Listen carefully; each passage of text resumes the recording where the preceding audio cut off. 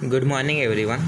आज हम पढ़ेंगे द न्योलिथिक एज के बारे में। हालांकि हमने न्योलिथिक एज के बारे में थोड़ा बहुत पहले पढ़ा था, लेकिन हम अब इसके बारे में विस्तार से आ रहा है, तो हम इसके बारे में वापस देखते हैं। द न्योलिथिक एज यानी कि जो नवपाषाण युग हुआ है उसके बारे में हम इसमें देखेंगे। द न्यू स्टोन एज और the neolithic age was the last phase of the stone age, यानी कि नवपाषाण युग जो हुआ है, ये न्योलिथिक एज जिसको कहा जाता है, यानी कि पाषाण युग जिसको कहा जाता है, ये जो पाषाण युग का अंतिम चरण था, यानी कि ये अंतिम फेज था, आखिरी युग हुआ है ये पाषाण युग का। This period witnessed several vital development that led to a great change in the life of early humans। इस अवधि ने कई महत्वपूर्ण घटनाओं को देखा है, यानी कि ये जो अवधि हुई है, जो लास्ट चरण हुआ है पाषाण युग का, इसमें कई घटनाएं हुई है जिससे शुरुआती मनुष्य के जीवन पर एक महान परिवर्तन आया। यानी कि इससे क्या हुआ है, जो घटनाएं हुई है, इससे जो शुरू के जो मानव की प्रजाति हुई है, उनकी जो जीवन शैली थी उस पर एक बहुत बड़ा परिवर्तन आया। आगे बढ़ते हैं, आगे देखते हैं हम आगे और क्या होता है। Humans began to grow their own food crops and gave up their nomadic lifestyle to live in permanent settlement।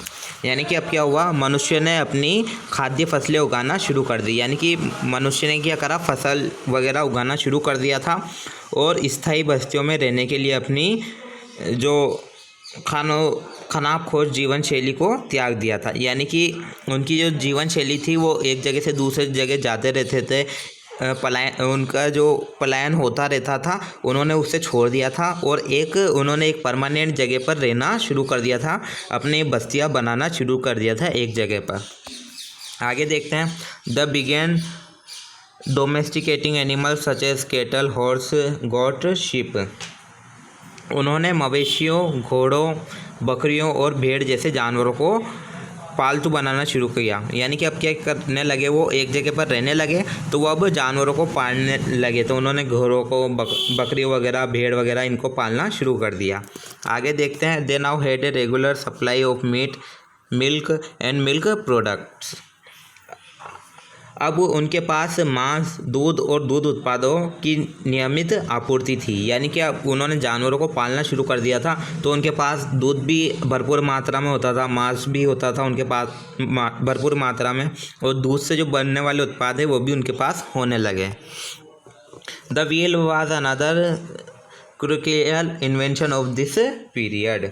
यानी कि व्हील, पहिया जो हुआ है, इस अवधि का एक और महत्वपूर्ण आविष्कार था। यानी कि इसी अवधि में, इसी समय पर पहिए का आविष्कार हुआ। The advance tools such as blades and burins were used.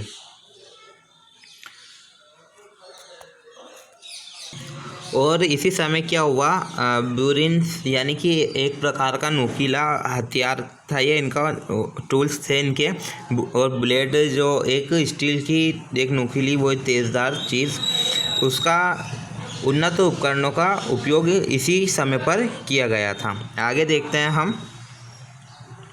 It is because of this fair reaching changes that this period of prehistory is called the Neolithic Revolution। यह इन दूरगामी परिवर्तनों के कारण है कि प्रागैतिहासिक के इस काल को नवपाषाण क्रांति कहा जाता है।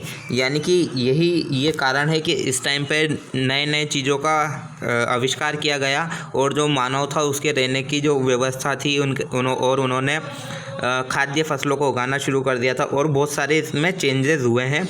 इसी कारण ये जो प्रागैतिहासिक के इस काल को, यानी कि जो ये पाषाण युग के जो ये काल है, इस काल को हम नवपाषाण क्रांति के नाम से जाना जाता है, या इसको नवपाषाण क्रांति कहा जाता है। आगे बढ़ते हैं हम। अब आपके नेक्स्ट टॉपिक है, अब हम पढ़ेंगे द न्योलिथिक रिवॉल्यूशन। यानी कि जो नवपाषाण युग था उसमें जो क्रांति हुई है उसके बारे में हम इसमें पढ़ेंगे। सबसे पहले आता है इसमें द इमरजेंस ऑफ एग्रीकल्चर, यानी कि कृषि का उद्भव जो हुआ है उसके बारे में हम पढ़ेंगे। Humans did not become farmer harder from Hunter harder overnight, यानी कि जो मनुष्य जो हुआ है रातों रात शिकारी किसान जो थे उससे किसान चरवाहे नहीं बन गया। यानी कि पहले का जो मनुष्य था वो कैसा था, वो शिकारी था, और वो रातों रात तो ऐसा हुआ नहीं कि वो एकदम ही जो किसान था वो चरवाहे वाला, वो पशु को पालने वाला किसान बन गया। आगे बढ़ते हैं। It is not definitely now how man discovered farming, but probably some seeds were spilled on the ground or thrown away by a careless human, and soon plants grew out of the soil in that very place. यह निश्चित रूप से ज्ञात नहीं है कि आदमी ने खेती की खोज कैसे की, यानी कि इसका कोई प्रमाण नहीं मिले हैं, इसका कोई हमें ज्ञान नहीं है, निश्चित रूप से कोई ठोस प्रमाण नहीं मिले हैं कि आदमी जो है, मनुष्य जो है, उसने खेती का प्रारंभ किस तरह किया, खेती की खोज किस तरह की। लेकिन शायद कुछ बीज जो होते हैं, बीजों को ज़मीन पर गिरा दिया गया एक लापरवाह मानव द्वारा, या फेंक दिया गया।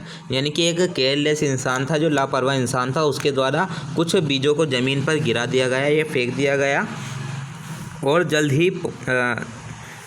ही पौधे उसी स्थान पर मिट्टी से बाहर हो गए। और जैसे ही वो जहाँ पर बीज गिरे थे तो क्या हुआ, जल्दी वहाँ से पेड़ वगैरह, पौधे वगैरह बाहर आने लगे। In addition as the ice age ended and the climate become warmer, human population began to increase and the demand for foods increased as well. इसके अलावा क्या हुआ, जैसे जैसे हिमयुग समाप्त होने लगा और जलवायु गर्म हो गई, मानव आबादी बढ़ने लगी और भोजन की मांग भी बढ़ गई। यानी कि जैसे ही हिमयुग समाप्त हुआ तो जलवायु जो थी वो गर्म हो गई, और उसके साथ साथ मानव की जो आबादी थी, पॉपुलेशन थी, वो बढ़ने लगी। और जैसे ही पॉपुलेशन बढ़ी तो जो भोजन की मांग थी वो बढ़ना ही था, तो भोजन की मांग भी बढ़ने लगी। इसके आगे हम नेक्स्ट क्लास में पढ़ेंगे।